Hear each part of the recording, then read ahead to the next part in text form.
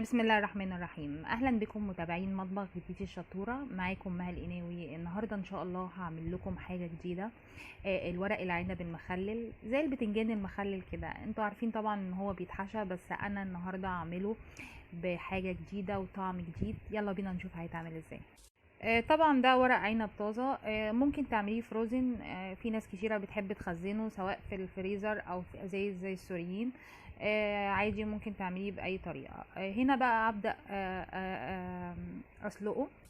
بعد ما الميه تبدا تغلي بحط الورق العنب فيها، طبعا اغسله كويس. طبعا خلي بالك، هنا الطريقه دي مش هتبقى زي طريقه ان انت تحشيه. بحطه في ميه واغليه لغايه ما يستوى، واسيبه كمان يبرد مع الميه عشان اعرف لما اجي اخلله يبقى تعرفي تاكليه، يعني يبقى ما يبقاش ناشف معاكي وهو بيتاكل. بحط طبعا حبه ملح في الميه،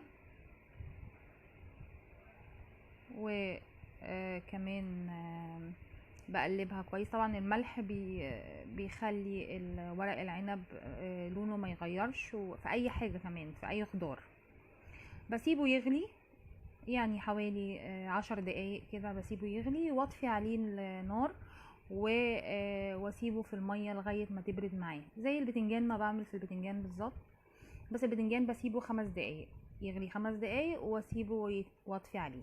اثناء ورق العنب ما يبرد اعمل الخلطه بتاعته. حوالي معلقه كبيره توم مفروم، او 4 فصوص توم مدقوقين، عليهم ملح، ومعلقه كبيره فلفل احمر شطه.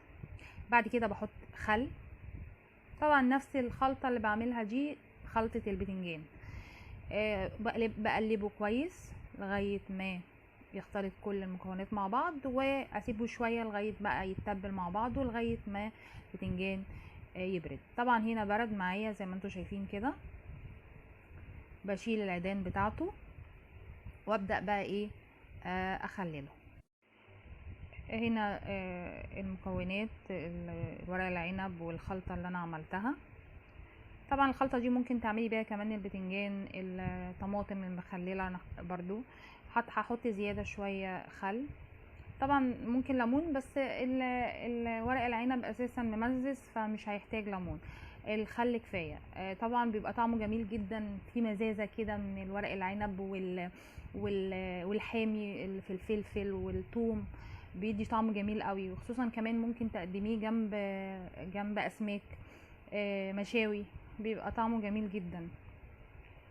طبعا الفكره دي انا اخدتها من في دول شرق اسيا، بيخللوا اوراق كتيره قوي عندهم، زي اللفت، ورق اللفت، او ورق السمسم. فطبعا ليهم خلطه خاصه بيهم، بس انا طبعا كل واحد وبلد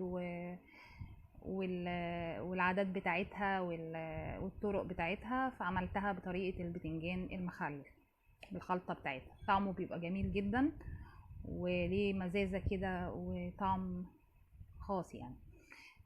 وممكن يتاكل جنب رز، يتحط على الرز كده، بيبقى طعمه جميل جدا. بحط رق ورق عنب واحط من الخلطه، واسيبه ساعتين كمان. اسيبه كده ساعتين في التلاجة لغاية ما يندمج كل الخلطة معاه، تندمج معاه وتتبل معاه، ابدأ يتاكل. طعمه بيبقى حلو قوي، وانصحكم تجربوه بالشكل اللي انتوا شايفينه ده. اخلله وكده يكون جهز. ابدا احطه بقى في التلاجة ساعتين، ممكن قبليها بيوم. لما بيكون عندك ضيوف تحطيه على السفرة كده، بيدي شكل جميل وطعمه كمان جميل جدا. ده شكل الورق العنب المخلل، زي البتنجان المخلل بالظبط، وطعمه كمان بيبقى احلى من البتنجان. اتمنى تجربوه، واتمنى اكون بفيدكم دايما، والف شكر.